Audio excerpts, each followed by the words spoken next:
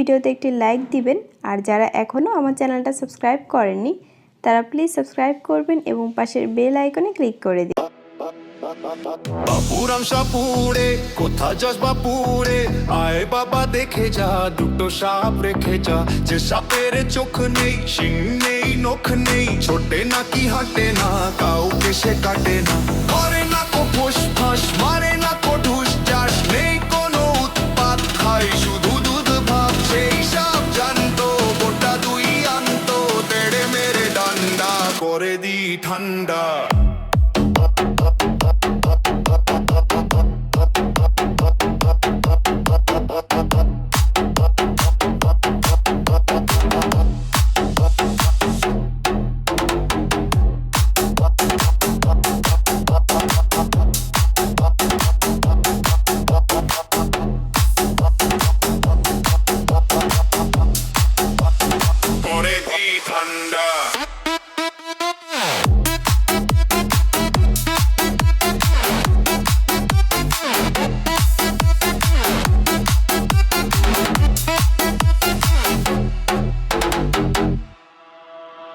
বাপুরাম সাপুড়ে কোথা যাস বাপুরে, আয় বাবা দেখে যা দুটো সাপ রেখে যা।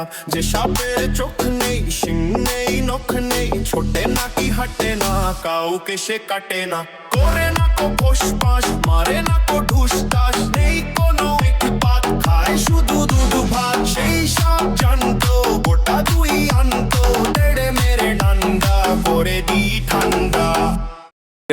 আসসালামু আলাইকুম, আপনারা সবাই কেমন আছেন? আশা করি সবাই অনেক অনেক ভালো আছেন। চলে আসলাম আপনাদের মাঝে একটি আকর্ষণীয় ভিডিও নিয়ে।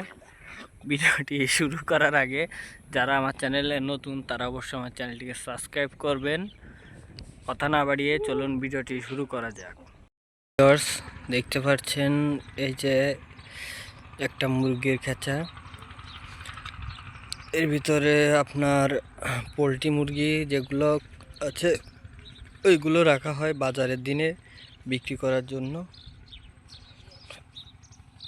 এমনি সময় এটা ফাঁকাই পড়ে থাকে,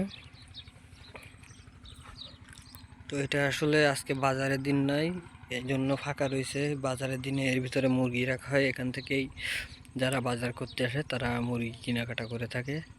তো যাদের ওখানে বাজার আছে তারা অবশ্যই দেখবেন এই ধরনের মুরগির ঘরগুলো।